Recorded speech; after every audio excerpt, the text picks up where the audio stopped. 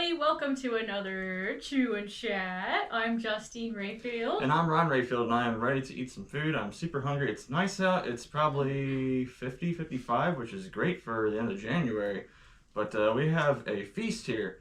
We got meat, potatoes, and carrots. And a very interesting sauce that it was recommended to eat with this dish. Yes, it's made of vinegar, oil. It's got garlic, which is rare in our time period. And then lots of parsley, some shallots, and mustard. It does. And salt and pepper, I think. It does. I've already tried it. I surprisingly love it. Ron hasn't tried it at all. I know he'll like the carrots. I do love carrots, especially cooked carrots. So let's get into it. All right. If you want to see Justine make this meal, please go over to our main channel. That's Early American. Over there, we cook it. And here we eat it. And here we eat it. Thank you. I just asked that you save me one more steak. Okay. At least there's only 4. Yeah. Well, I dropped one in the fire. It happens. Oh, that's right. Whoopsie-doopsie. Dang. You know what? Just do this. Just rake it. We have the technology. Yes. All right. And I'm gonna eat it. I don't care. And some of the sauce. Don't go crazy with it because you don't even know if you like it. So just one. It smells very aromatic. I would put 1 scoop on 1 steak for now and see if you like it. Yep, mostly chunks and put some of the liquid. There we go. This is all from French Cookery, published in 1825. Hoping they got cat hair on it. Throw it out the window then. Nah. There ain't no cat hair. You're gonna grow some out. There is no cat hair. Ew. All right. It is your turn this week. Okay, we're gonna say grace and eat and review this 200, actually exactly 200-year-old food because That's right. it's 1825. Dear Lord, thank you for this day. Thank you for all the friends that are watching us right now. Please keep all the good people in our lives for a very long time and protect us from evil people. And thank you for this food. Amen. Amen. You know, recently we have a new guest here at the cabin. As we've mentioned in the past, we've had a skunk living under the cabin. Well, now there is a armadillo living under the cabin. I heard like some rustling around. There's a dang armadillo. And behold, there's an armadillo in the backyard in the daytime. There's a lot of armadillos that live in Missouri, and I never knew that was a thing here until I moved here. I've only usually seen them dead on the side of the road. Or at nighttime running across the road. So it's kind of strange to see him out there in the daytime. But now he's out in the field over yonder, just like rooting around in the dirt and stuff. And Mish Mish is just chilling, maybe 30 foot away from him, just watching him. So they're not fighting or anything, which is great. Mish knows he couldn't take him on. He's too big. He's big and armored. Whoa. Whoa. That was a good bite. What do you eat? Potato. The carrot's good too. The carrots are our own recipe. Just simple thing. This is delicious. Let me try the steak. So even though this book is titled French Cookery, it was actually published in England. How's that work? Is it really French? Is it really French recipes? I don't know. I wonder if they translated it or if they just have the assumption of this is what French people eat. I don't believe they translated it. I think it was an assumption. Well, I like it. That sauce is Yeah, tell us about it. It is pretty potent. Let's put it that way. I try to warn you. But very good. It is really good. I love it. It reminds me of like a chimichurri on a big old pork chop or something. This is good. Today's theme is butter. Yes, everything is cooked in butter. Yeah. But I don't really notice it. It's not greasy at all. It's just buttery. That's a difference. No, but it's not greasy. Oh, it's gonna be hard to talk. Yes, it is. Well, this is good. By the way, we are at week 19 with the baby. Yeah. So the baby's on the way. And next week, the 20th, I believe that's when we go for a one of those futuristic ultrasounds. And we're going to see what it is, if it's a boy or girl. So yeah. Very, very, very excited. We have a name picked out for both. So, and I can't wait to start buying stuff. So I'm waiting until next week, and then I'll know Which way to start buying stuff? Ronald Richard Rayfield IV, if he's a he. The fourth. And Rose Teresa Rayfield, if she's a she. So like we'll find out in 1 week, because I'm 19 weeks today. And of course, we will let you guys know. Yeah. I'm so proud of my bump. I finally have this little tiny bump. I think it's so cool. I have to lift my short gown to show it. There ain't no pillow under there. That's a baby. That's a baby. That's a bump. Baby bump. That's what they call that. Yeah. So I just think it's really cool to see it change every passing day almost. But I cannot believe how big I'm gonna get probably. You guys want to see my bump? Your belly? Yep. Yeah, show them when you're done eating for the extra dramatic effect. By the way, thank you everybody who watched our last cooking video, which was the ye old croquettes chicken nuggets. Those were awesome. We have made them for dinner since. And I was feeling pretty miserable after that video. We did. We made them 2 days ago just because we loved them so much. And I ate just about as many again, and I felt sick. But we learned something. This last time when we made it 2 days ago, we used ground chicken. We thought it would be the easy way out. Don't do that. Yeah. They were way too soft inside, and it still tasted good, but ground meat has like a lot of moisture in it. I don't know if they pump it up with water to get the weight, so you pay more for it. But yeah, I mean, the taste was still there, but the texture wasn't there. The consistency. So do the right thing. Just stand there and chop it. Or put it in a food processor only for a little bit. Yeah. But don't get ground chicken thinking, oh, this is the easy way out, because it'll be soft and weird. Yeah, it's just mush. Right. Good job on us. Are we going to review it now? Yes. What would you give it? The steaks, I give them a 9. They taste good. They're just really thin. The carrots, I give them a 9 as well. Personally, just a little more sweetness would be great. Okay. But they are soft and buttery and delicious. And the potatoes, I give a 10 because they're just straight up amazing. And then the sauce, I like that sauce. What would you give the sauce? Sauce, I'm giving an 8. Yeah, I'm surprised, but I really like that sauce. And I just kind of eyeball all of my ingredients, so... The sauce, I give an 8. I'm not a big fan of vinegar oil kind of things. Like on my salads, I hardly ever order that. I'm usually a ranch guy, but it works in this. The flavor is really good, especially on meat. On the other hand, I am an oil and vinegar girl. It's like all I eat on salads. It is. How am I supposed to review this, guys? I have food in my mouth. I know, I just want to keep eating. I don't want to talk. I'm sorry. Okay, I swallowed. I would give the potatoes probably a 9. I'd give the steak and the sauce together, I'd give it a 9. The carrots, I'd give a 9. Very consistent. Yeah, it's all 9. It's really 9! Not in German. But it's really, really good. Frying your potatoes in butter is the way to go. Well, hello there, Oh, buddy. hey, Mish. It's been a while. Hey. Yes, I lured my cat with a chunk of butter because he loves butter. He loves butter. If he didn't have a name already, I'd call him Butter. Butter. Yeah. Meow. He's playing with his new friend, Armadillo. Mish Mish. He hasn't been on the show in a while. No. He's always busy just roaming around. Yeah, we can't like corner him. He just kind of roams all around this place. I love cooked carrots. I do too. You did a good job on this meal. Thank you. Uh-oh. You dropped the butter? He just dropped his butter. It's all on you. I ain't touch it now. It's all dirty. Well, we got a little bit of a house update. The drywall is done. D-O-N-E, done. Except we gotta mud it. Yeah, we gotta mud and tape it still yet. But it's all screwed to the wall.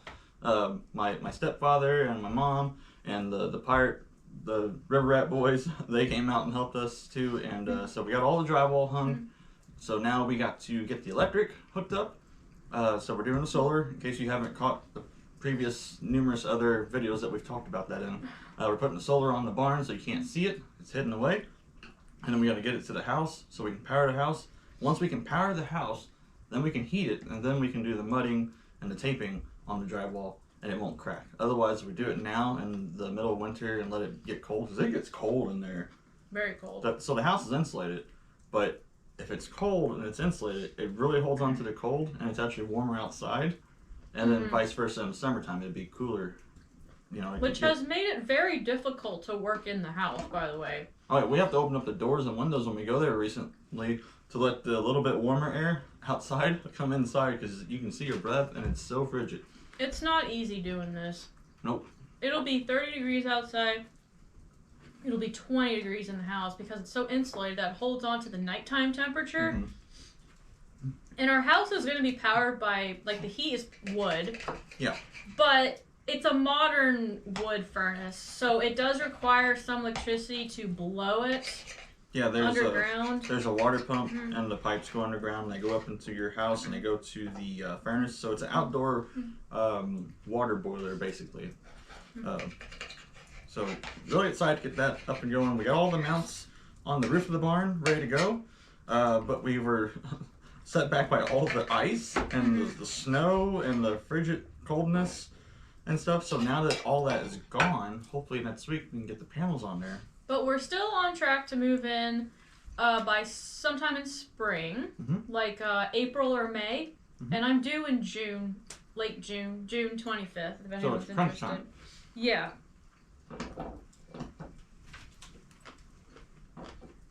Ugh, I cannot talk. I just want to eat. I'm just sopping up the sauce down here.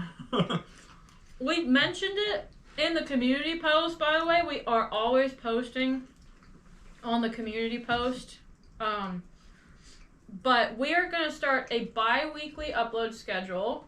That means every other week. Because we got to get some more work done on this house. Yeah, we do.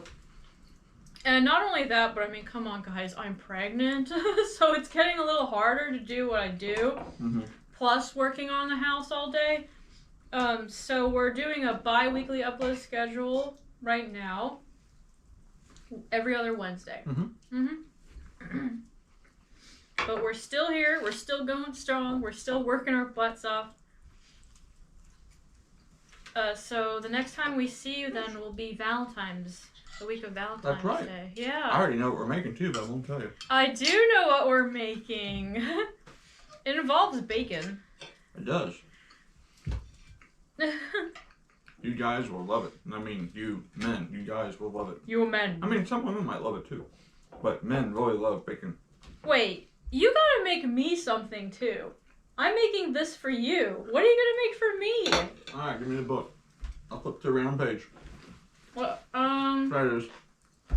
We've tried this before. Oh no. Is this what you call romantic? Making like some random crab soup? I call it fate. Okay, let's see. Blah, blah, blah, blah, blah. What's on this page? Really? The first one? Let's see. Molasses cake. How about that? I would actually like that, yeah. I do like molasses stuff. Okay. Molasses cake. What? Mish, what are you meowing at? Is your friend out there? No? He just meows all the time. Come here. You want to come to Bubby's lap? Let's see here. Come to Bubby. Wait, where'd you go? Where's the molasses cake? Well, it was right here, but I seen the date on it.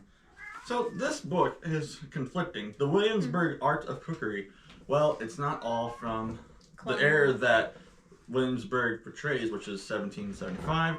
This is from 1937. So it's got like baking soda in it and stuff, so I'm not doing that. Next! Aw, because I love molasses cake. I've done that one already. That was a nasty one. Oh. Coach wheels. Nope.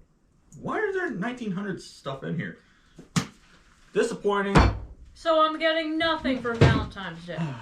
I'll get you something. I'll find something. I think I came across something titled Valentine something. But then like last month, and I saved it. Oh? Somewhere. Some way, somehow. Unless I'm just imagining it. I don't know. You're imagining it. There you go.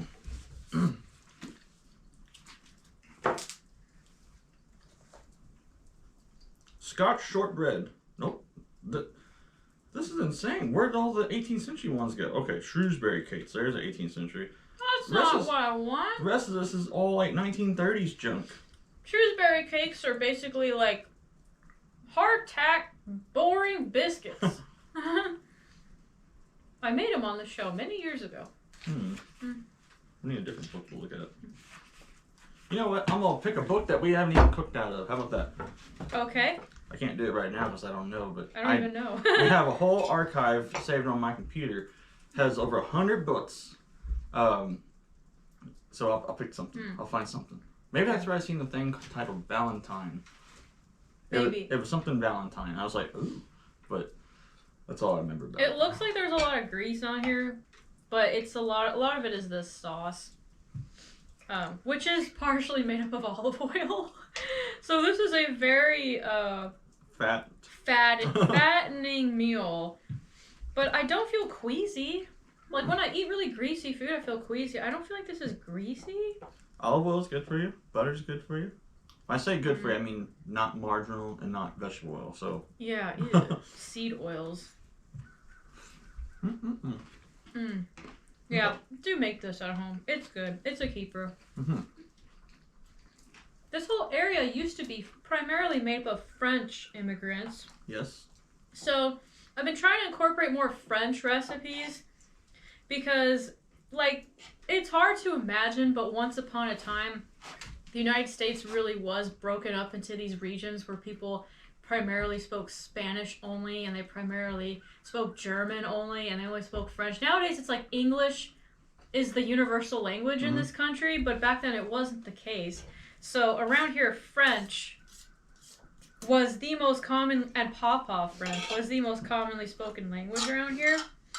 And a lot of people had French descendants, and they were still teaching French in school here as like a first language until, what was it? I think it was about the 1930s. 1930s. From what I've heard from people. Yeah, so I'm trying to incorporate more French recipes, which might be confusing to some people because you see early Americans, so you think, okay, why is she not making a cheeseburger? Cheeseburger and brownies and chocolate chip cookies, that's where it's at. But in reality, around here, a lot of it was like this weird mixture of French and American food. Yes. Kind of like down in Louisiana. Now you got a little bit of everything there. You got French, you've got American, you've got, well, when I say Southern, I mean American, like barbecue stuff. You've also got some stuff from the Caribbean happening in there, those kind of flavors. And you've also got Spanish stuff happening down there too, because it's a whole conglomerate. And in 1762 or 63, I forget exactly, is whenever the Louisiana Territory went to Spain and it became Spanish controlled. Now, there wasn't like a mass exodus of French people and a huge... you should talk about this now that we're talking about Spanish. And there wasn't a lot of Spanish people that came, but it was governed by Spanish. Why is there a Spanish flag on this? Yes, that's the cross of Burgundy. So anyways, here in St. Genevieve in Missouri, on the western side of the Mississippi River, after 1762 or 3, I forget, we became Spanish controlled. So we were French people living here in St. Genevieve. Now there were some English people and some Dutch people living here, but it was Spanish controlled. It wasn't controlled by the French anymore. This is the unit that we are in. The St. Genevieve Militia, or the Milice de Saint Genevieve. It's a brand new unit. This is in 1780. The Spanish would provide the uniform for their militias because turns out the Spanish government was almost as big as the British government as far as conquering everywhere around the world. So what did they have to do when they didn't have enough regular troops? They had to employ local militias. So they took really good care of their militias, gave them clothing, uniform to wear. So this is what we look like. Ron made this sign for our new unit. Yes, so when we go to events and stuff, we can have it sitting on the table. Has a little name on it and stuff. And this is what the ideal militiaman soldier would have looked like. He looks, ironically, kind of like an American. But it's funny. I mean, there's only so many colors of coats you can pick, and the Spanish picked this for their militias, and not just here, but all over their militias were some form of blue or red, whether it had cuffs or didn't have lapels, but it was a blue base coat, and then anything else, whether it be the collar or cuffs, would be red. Well, we're fortunate enough to have collars, cuffs, and the lapels. So it looks just like a regular American You coat. did a very good job on the sign run. Thank you. Don't confuse us with the old St. Genevieve militia group. They are we portraying, are not them at all. They are portraying before 1762, whenever it was still French territory, because they carry the French flag and everything. So we will be carrying the cross of burgundy. This is what we look like. The unit. It even says here at the bottom, the defenders of St. Louis. 60 men 1780 went to fight in St. Louis at the Battle of Fort San Carlos in 1780. They fought the British and the Indians up there. So that's why it's important. That's why we do it. And that's all I can say about that. That's a little back in time, but I don't want to confuse any of you guys because we primarily do early 1800s on the channel. Mm-hmm. But in our private lives, we reenact 1780 a lot. Mm-hmm. Yeah, so I have something I want to show you, actually. Okay, well, I've seen it already, but... Yeah, because you got it for me for Christmas. It's a Christmas gift, and I haven't shown it to you all yet. It is the hat to end all hats. There is a name for this hat, and I cannot think of it at the moment. You're going to have to insert the name of it. Okay. Okay, so this is an 18th century rain hat, and you might be wondering, why is it so ridiculously large? And that's because in that time period, it was fashionable for ladies to have insanely large hairstyles. So you couldn't just put on any old hat to protect you from the rain. It had to have the clearance for your hair. And there's a string here, a ribbon, because when you have such clearance, the wind will catch your hat and blow it off your head. So this is a wind strap. You have to hold it down as you're walking through town so that your hat doesn't fly off of your head. And it's completely collapsible, which is awesome. And it stores really easy. Oh, yeah. Whoop. So I got this because we, like she said, in person, we do a lot of 18th century stuff. And when we go somewhere, it's always usually windy or sunny. Our hats wanting to fly off or whatever. And in a few cases, it has rained. So I'm like, we need one of these. We ain't got one. Now I have to come up with an elaborate hairstyle. Let's get a wig so you don't have to worry about anything. And speaking of 18th century clothes, it's much easier to get away with maternity wear when you're in the early 1800s, just because of the shape of the dress. It's the empire shape where the bust starts. There's the bust, and then after that it's all free-flowing fabric. Well, in the 18th century, for most of it, not the 1790s, but earlier than that, the waist is very tightly cinched. And so maternity wear in the 18th century, you kind of have to have something special for that. And I've officially reached the point now where I no longer fit in any of my 18th century dresses. But I have a whole bunch of events coming up because it's ball season. So unfortunately, I have to wear, in the meantime, because I don't want to spend the money on a whole new dress, I have to wear short gowns. I'm not a short gown girl. I'm a colonel's daughter. Yeah, I'm a colonel's daughter. Like, I'm wearing a short gown now, ironically, but... This is early 1800s. Yeah, but I'm depicting a working class... I mean, a lady in her everyday whatever clothes. I wouldn't wear this to a ball. Right. This is like the equivalent of wearing a t-shirt back in the day. So, I don't have any fancy ball clothes for the 18th century anymore. So this is an 18th century style short gown, which I'll put over my early 19th century style short gown. And you'll notice that the 18th century one is much longer.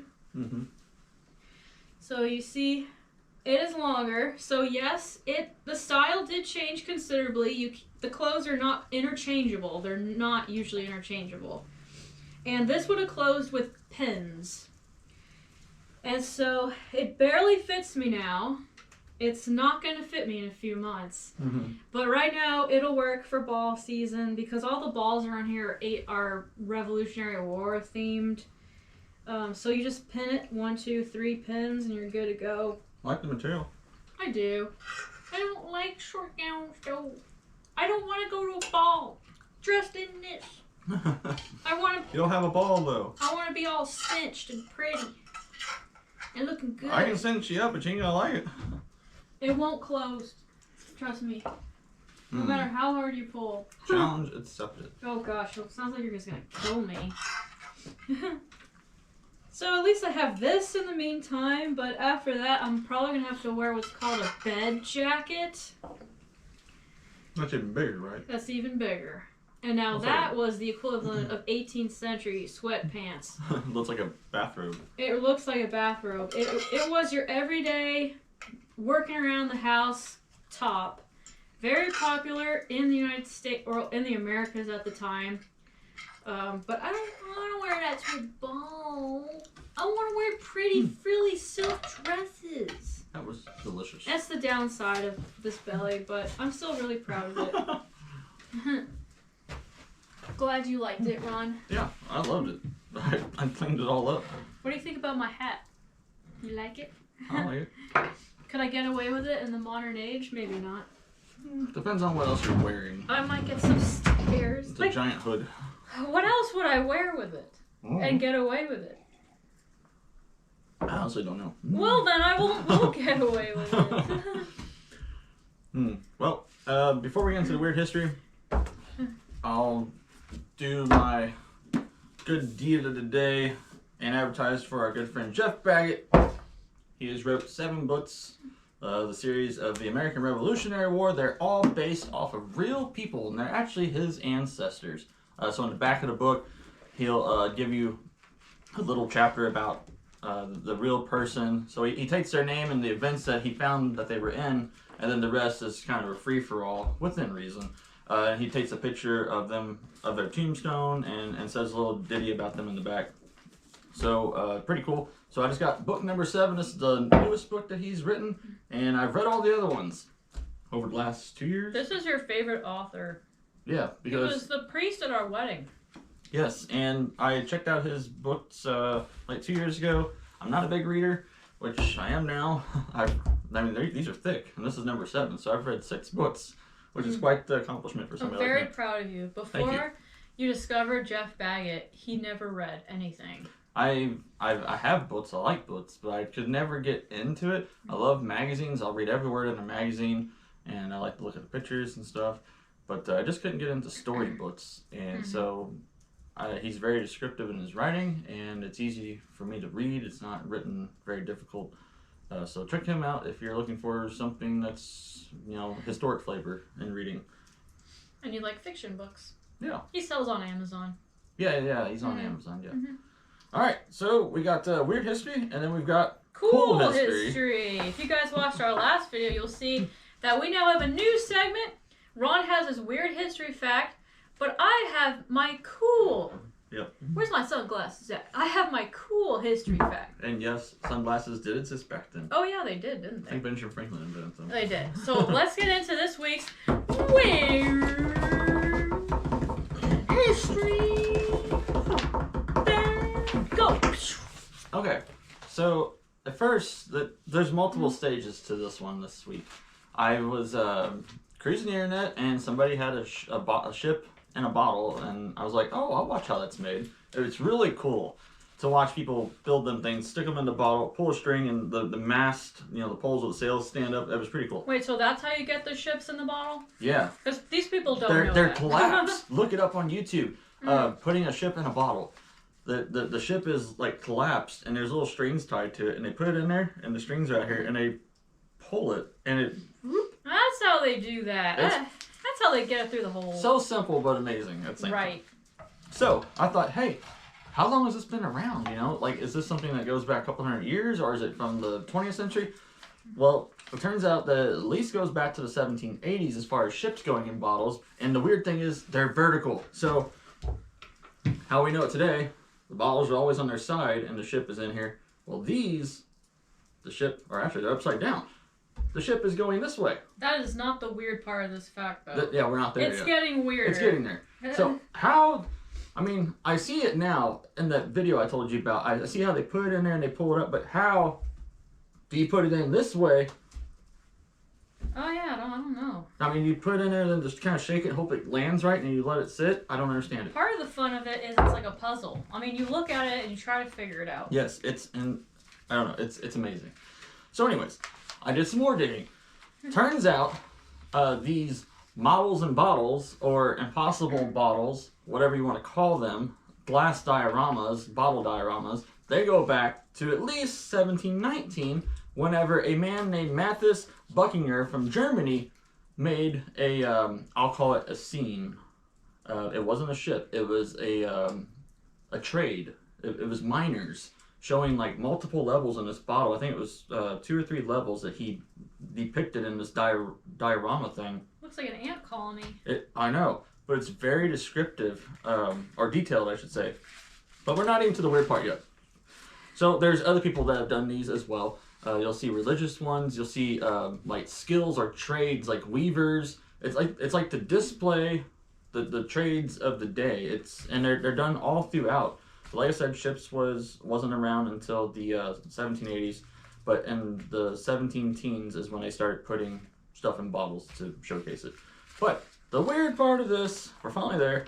The gentleman I mentioned, Matthias Buchinger, I hope I'm saying that right.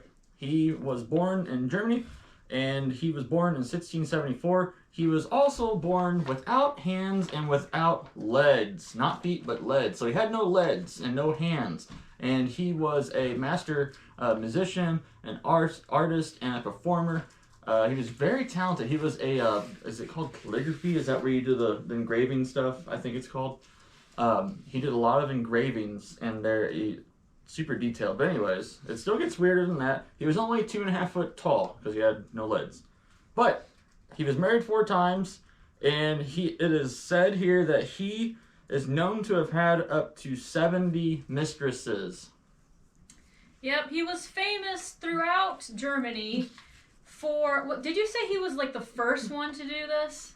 Yes. Okay, that's how it relates. Like, but he's a performer as well. Like he does, I don't want to say circus acts, but he does magic and stuff. Oh, he was a magician too? Yeah, he's kind of like a jack of all trades. This guy is absolutely amazing. Not his middle name, but his nicknames are the greatest German man living, and the other one, the little man from Nuremberg.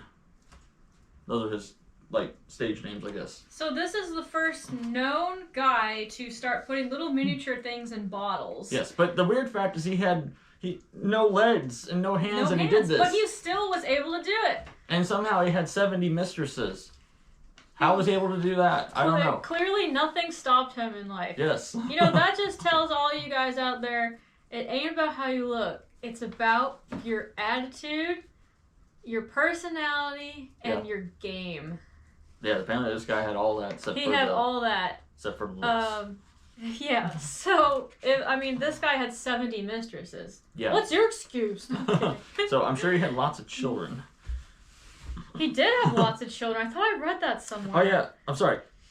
He fathered children by as many as 70 mistresses. Sorry. So you're probably related to him. That's a lot of people. So we had at least 70 kids. That's what it says. I'll be fair and say it's maybe inflated, so we'll go with 50. That's insane, too. That's insane. Wow. Nothing is stopping this man in his life. I respect that. I admire that. So he lived from 1674 to 1740. So he's 65 years old. That's a pretty long time for a fellow with no legs and no hands. Back then. I don't know how he got around. I guess there's some kind of wheelchair or a cart or a carriage or something. Yeah, but it never stopped him in his life. Yeah, good for him. No, yeah, really, really good. Really, really good for him. That's a cool / weird history fact, if I've ever heard one. I know. All right, so you ready for the cool history fact? I cannot possibly top that, but let's try. Okay. This week's cool history fact. Go. What you're seeing here are images from the sketchbook of a teenager from over 200 years ago. I mean, I remember when I was a kid, I loved drawing random things. This is the same thing. This is the sketchbook of Christian Charlotte Elster. She went by the nickname Lotte. She lived from the years 1800 to 1893, but when she had this sketchbook, she was only 15 years old. So from the years 1815 to 1818, she had this sketchbook. She lived in Norway, and she would sketch images of her family and her friends. Some of the sketches are depicting her family drinking tea, socializing, reading, styling each other's hair, and playing music. Just everyday scenes that she saw in her teenage life. Everyone is wearing really, really beautiful, brightly colored clothes. I even see a couple of self-portraits among them because she kindly labeled the names of everyone that she drew. So there's a couple that are labeled Lotte, which was her nickname. And there's even one that has an image of her family outside in winter clothes, and they're about to hop into a sleigh. Wow. Really neat to find. Was that for sale? No. It's actually, the sketchbook is housed at a museum in Norway. And in the description of this video, I'm going to have a link to the online museum, whatever, where you can look through all the pictures in it in HD and zoom in if you'd like to. But I just thought, like, looking at all the everyday clothes, because she drew people in their everyday outfits, her mom and her grandma and her sisters and brother and cousins and her girlfriends and all that. So it's really interesting to see that they wore very, very brightly colored clothes. Everything was in black and white. Very few, yeah, sure. And most of them don't have caps on. You know, that's a thing, like, I've gotten that a few times where people have commented on my channel and they've said, "You're a married woman. You should be wearing a cap."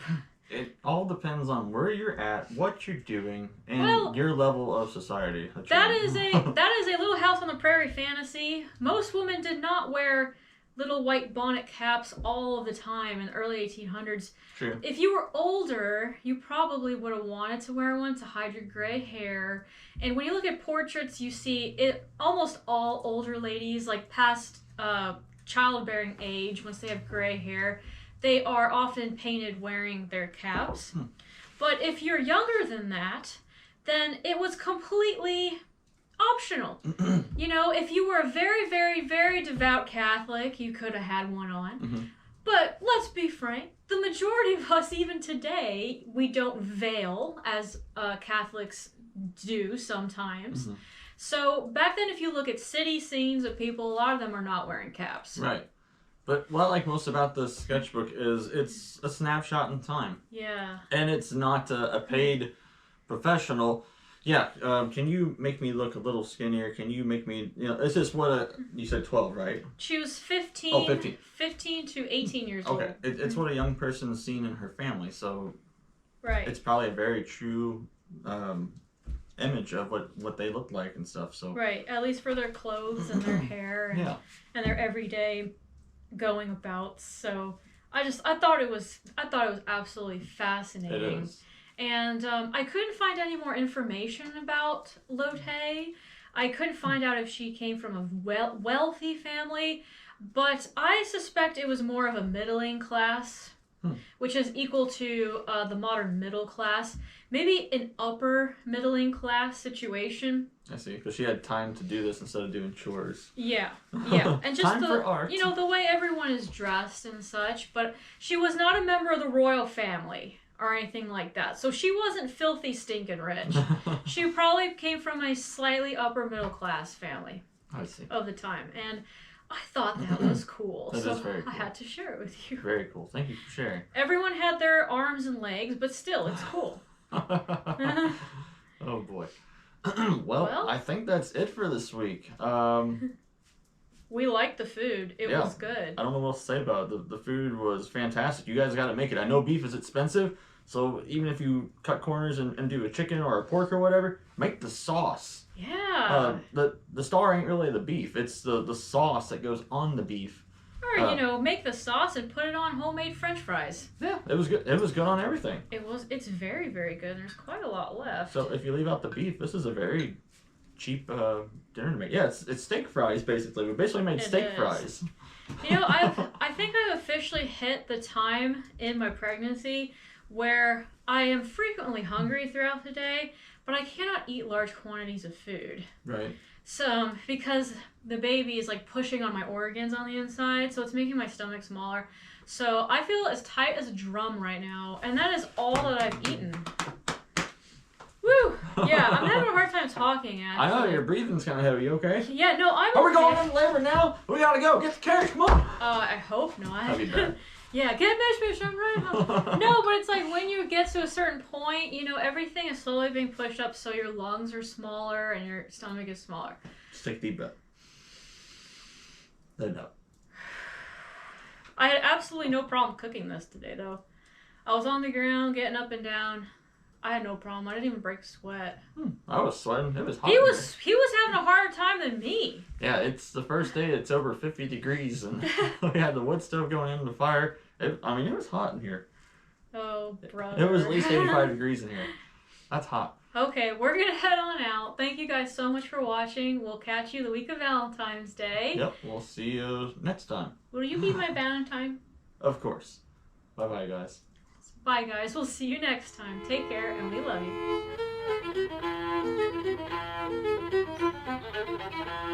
you.